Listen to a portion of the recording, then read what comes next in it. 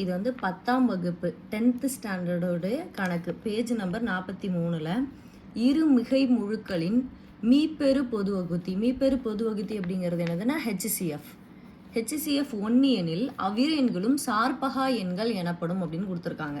இப்போ வந்து 2 மிகை முழுக்கலாம், இப்போ வந்து 1 2 அப்படின்னு எடுத்துக்கிறேன்னு வச்சுக்கோங்களேன்.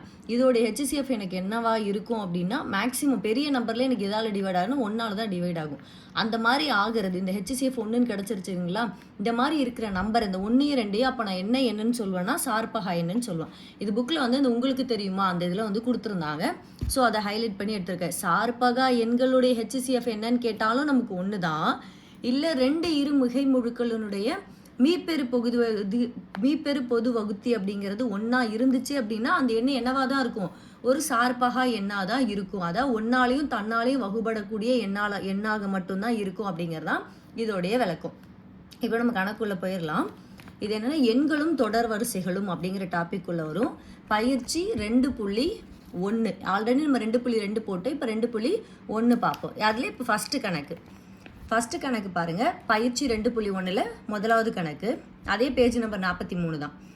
3ஆல் வகுக்கும் போது மீதி 2ஐ தரக்கூடிய அனைத்து மிகை முழுக்களையும் காண்க அப்படின்னு கொடுத்துருக்காங்க. நான் ஏதோ நம்பரை 3ஆல் வகுக்கும் போது எனக்கு என்ன கிடைக்குதான், மீதி கிடைக்குதான். இப்போ நான் ஃபார் எக்ஸாம்பிளுக்கு இப்போ வந்து 4 வந்து 2ஆல் வகுக்கிறேன்னு வச்சுக்கோங்களேன். 2 2 4ன்னு கிடைக்கும், மீதி வந்து என்னன்னு கிடைக்கும், 0ன்னு கிடைக்குமா. அப்போ இதுதான் என்னுடைய என்னது ஈவுன்னு நான் சொல்கிறது. இது மீதி அப்படின்னு சொல்வேன். இது என்னுடைய என்னது வகுக்கும் எண். இந்த நம்பரால் தான் நான் வகுக்கிறேன். அப்போ இந்த எண்ணை வகுக்கும் எண்ணுன்னு சொல்வேன். இந்த எண்ணெய் என்னன்னு சொல்வேன், வகுபடு எண் அப்படின்னு சொல்வேன் இல்லைங்களா. ஸோ அதை வச்சு தான் இதை வந்து என்ன முறையில் அப்படின்னா புக்கில் வந்து யூக்ளிட்டின் வகுத்தல் அப்படிங்கிறதுல கொடுத்துருக்காங்க. ஸோ அப்படின்னா அதுக்கு ஃபார்முலா என்ன கொடுத்துருக்காங்கன்னா A = BQ + R அப்படின்னு கொடுத்துட்டு இன்னொரு ஸ்டேட்மெண்ட் என்ன கொடுத்துருக்காங்கன்னா அந்த R அந்த Bலாம் இருக்குது பார்த்தீங்களா, அது 0 <= அதாவது இந்த R கிடைக்குது பார்த்தீங்களா, இந்த R எப்படி இருக்கணுமா, 0வை விட அதிகமாக இருக்கணும். அதாவது லெஸ்டனாக இருக்கணும், 0வை விட குறைவாக இருக்கணும், இல்லைனா ஈக்குவலாக இருக்கணும் அப்படிங்கிற மாதிரி கொடுத்துருக்காங்க. 0வை விட குறைவாகவோ இல்லை ஈக்குவலாகவோ இருக்கணும். அடுத்து பாருங்கள், இந்த B ஆனது எப்படி இருக்கும் அப்படின்னா இந்த R இருக்கு இல்லைங்களா, ஆரை விட லெஸ்டனாக இருக்கணும். அதான் Bக்கு வந்து என்னது கிரேட்டராகவும் ஆருக்கு லெஸ்ஸாகவும் இருக்கணும் அப்படிங்கிறத நமக்கு வந்து ஒரு ஃபார்மேட்டாக வந்து கொடுத்துருக்காங்க. இப்போது இதில் இந்த நமக்கு ஈக்குவேஷன் மாதிரி கொடுத்துருக்காங்க இல்லையா, அதில் ஏங்கிறது என்ன அப்படின்னா வகுபடி எண்.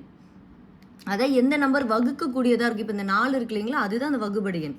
அப்போ இந்த ஏங்கிறது வகுபடி எண்ணாகவும் பிங்கிறது வகுக்கும் எண்ணா. இப்போ நான் இதில் வந்து 2ஆல் தான் இதை வகுத்தேன் இல்லைங்களா, அந்த வகுக்கும் எண்ணாகவும் கியூங்கிறது என்னுடைய ஈவு, இந்த மேலே கிடச்சிச்சிங்களா அந்த ஈவாகவும் ஆறுங்கிறது எனக்கு என்னவாக இருக்குமா மீதி அப்படிங்கிறது எனக்கு கொடுத்துருக்காங்க. இது புக்கில் வந்து பேசிக்காக கொடுத்துருக்குது. இப்போ எனக்கு கேட்டிருக்குது 3ஆல் வகுக்கும் போது, அப்போ வகுக்கும் அப்படிங்கிறது என்னது, அப்போ இந்த பிங்கிறது எனக்கு என்னவாக இருக்கும், 3ஆக இருக்குமா, ஏன்னா இதுதான் வகுக்கும் எண்.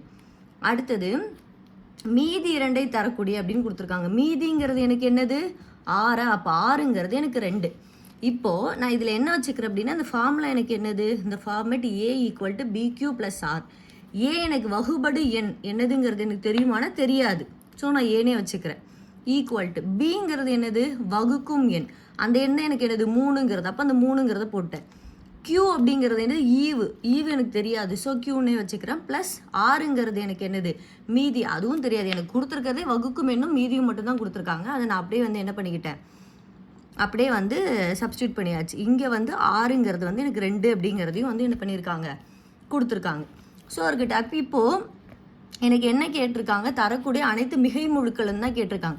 மிகை முழு அப்படின்னாலே எதுலேருந்து ஸ்டார்ட் ஆகும், முழு எண் அப்படின்னாலே நம்ம படிச்சிருப்போம். எதுலேருந்து ஸ்டார்ட் ஆகும் அப்படின்னா 0லேருந்து தான் ஸ்டார்ட் ஆகும். ஸோ 0 1 2 3 அப்படிங்கிறதுல தான் எனக்கு ஸ்டார்ட் ஆகுது. இப்போ நான் என்ன பண்ணுறேன் அப்படின்னா இங்கே இது வந்து 2, ஏன்னா 6 வந்து நமக்கு என்னென்னு கொடுத்துருக்காங்க 2ங்கிறதே கொடுத்துட்டாங்க. ஸோ இப்போ பாருங்கள், Qங்கிற இடத்துல Q அப்படிங்கிறது நமக்கு என்னது ஈவு, அந்த இடத்துல நான் 0 வைக்கிறேன்.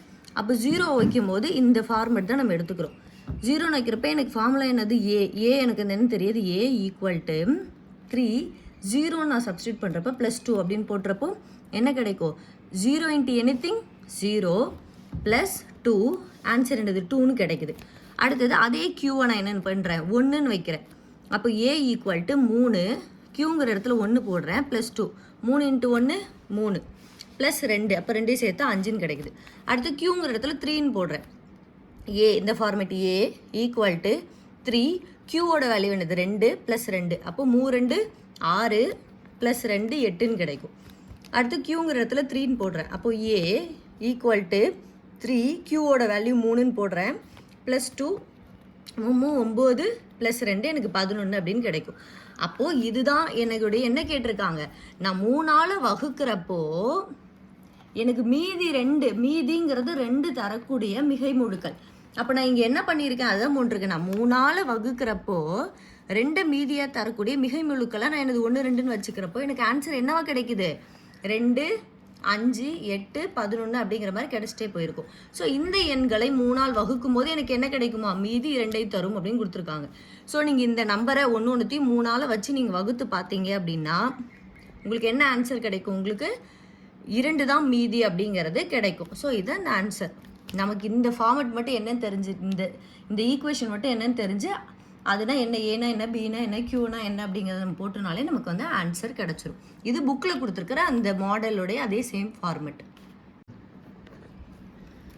பயிற்சி 2.1ல் 2வது கணக்கு. ஒரு நபரிடம் 532 பூந்தொட்டிகள் உள்ளன. அவர் வரிசைக்கு 21 பூந்தொட்டிகள் வீதம் அடுக்க விரும்பினார். எத்தனை வரிசைகள் முழுமை பெறும் எனவும் மற்றும் எத்தனை பூந்தொட்டிகள் மீதமிருக்கும் எனவும் காண்க. இது நமக்கு புக்கில் கொடுத்துருக்கிற ப்ராப்பர் மெத்தட்லேயும் போடலாம், நம்ம சிம்பிளாக எப்போ எடுத்து போடுற மாதிரியும் போட்டுக்கலாம். நமக்கு ப்ரிலிம்ஸ்க்கு வந்து ஆன்சர் மட்டும்தான் வேணுங்கிறதுனால நம்ம அதுலேயுமே டேரெக்டாக போட்டுக்கலாம். இல்லை மெயின்ஸுக்கு சில நேரம் வந்து ப்ராப்பரான மெத்தட் தேவை அப்படின்னா நம்ம வந்து 2 மெத்தடையுமே சொல்கிறேன், தெரிஞ்சுக்கோங்க. இப்போ ஜென்ரலாகவே நமக்கு என்ன கொடுத்துருக்காங்க, மொத்தமாக இப்போ ஒரு ஃபார் எக்ஸாம்பிள் ஒரு 500 பூந்தொட்டி இருக்குது, அதில் ரோவாக நான் என்னை அடுக்க சொல்கிறாங்க. ஒரு ரோக்கு என்ன பண்ணுறாங்க அப்படின்னா 12 தான் வைக்கணும் அப்படின்னு சொல்கிறாங்க. அப்போ அதில் எத்தனை நான் வந்து அடுக்க முடியும், அப்போ பேலன்ஸ் எவ்வளோ இருக்குன்னு கேட்குறாங்க. என்ன பண்ணிடுவோம், நம்ம சிம்பிளாகவே இந்த மாதிரி கொடுத்தா அப்படியே டிவைட் பண்ணுவோமா, ஏன்னா இங்கே 12 பேரும் இங்கே 12 பேரும் இங்கே 12 பேருங்கிறப்ப எப்போ அப்படி டிவைட் தானே பண்ணுவோம், அவ்வளோதான் நம்ம பண்ண போகிறோம். ஸோ சிம்பிள் மெத்தட் இதுதான். ஆனால் நமக்கு புக்கில் கொடுத்துருக்கிற மெத்தட் அந்த யூக்ளிடியன் வகுத்தல் முறை பார்த்தோன்னா என்னது, அந்த ஃபார்மேட் என்னது, அந்த சமன்பாடு A equal to BQ + R. ஏங்கிறது என்னது, வகுபடுற எண். எந்த எண் வகுப்படுது, இந்த 500ங்கிறது தான் வகுப்படுது. Qங்கிறது என்னது, ஈவுங்கிறது. Bங்கிறது எந்த எண்ணால் நான் வகுக்க போகிறேன், அந்த 21 அப்படிங்கிற நம்பரால் நான் வகுக்க போகிறேன். அது ஆறுங்கிறது என்னது, மீதி. ஸோ ஏங்கிறது 532, Bங்கிறது 21. எனக்கு சமன்பாடு A ஈக்குவல் டு BQ + Rங்கிறது. ஸோ ஏங்கிறது என்னது, வகுபடும் எண் 532ன்னு போட்டுட்டேன். Bங்கிற இடத்துல இந்த 21 போட்டுட்டேன். Q எனக்கு தெரியாது, +R அப்படிங்கிறத வச்சுக்கிட்டேன்.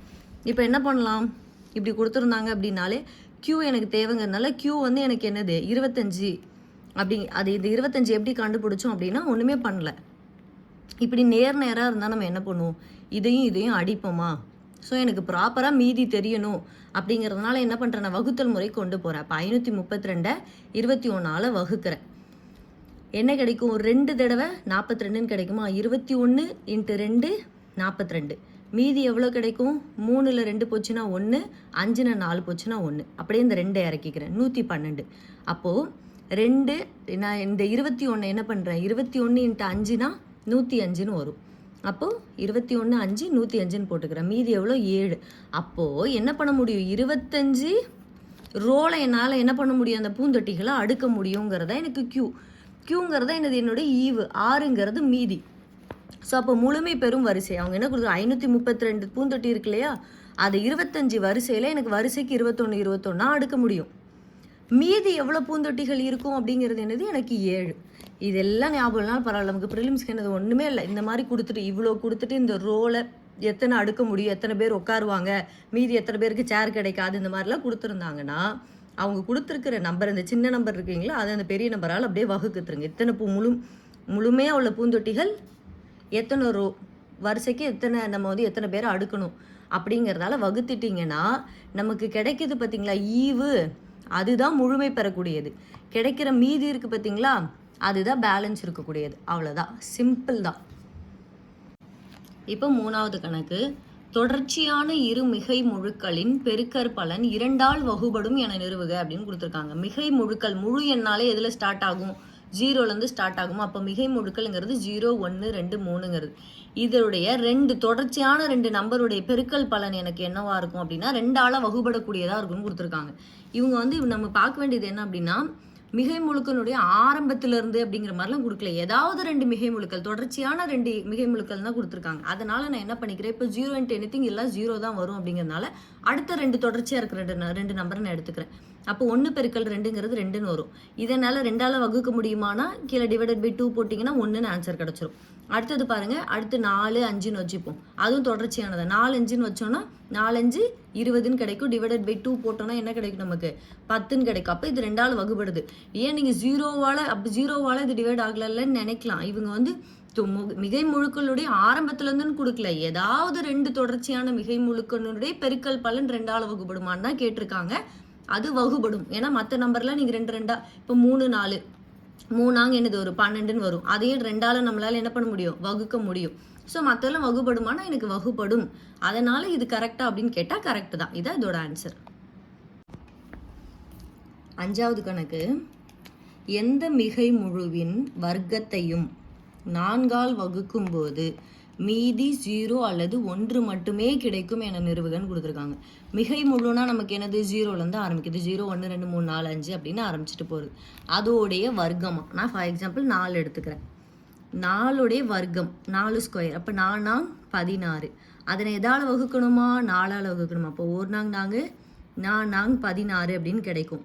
அப்போது மீதி எனக்கு என்னவா கிடைக்கும், 0 தானே கிடைக்கும். இப்போ 16 4ல் பெருக்கிறோம் அப்படின்னா 4 16 கீழே என்னது 0ன்னு கிடைக்கும். அப்போ மீதி 0ங்கிறது கரெக்டுன்னு வந்துருச்சு. இப்போ அடுத்து என்ன பண்ணுறேன், 5ல் போடுறேன். 5உடைய வர்க்கம் 5 ஸ்கொயர் 25ன்னு கிடைக்கும். அந்த 25 4ஆல் வகுக்கிறேன். அப்போது 4 24ன்னு கிடைக்கும். மீதி 1 கிடைக்கும். மீதி 1 வந்துருச்சு. சரி, ஃபார் எக்ஸாம்பிள் நம்ம இன்னொன்று வச்சு பார்க்கணும் அப்படின்னாலே இப்போ 2 போடுவோம். 2 ஸ்கொயர்னு வச்சுப்போம். 2 2 4.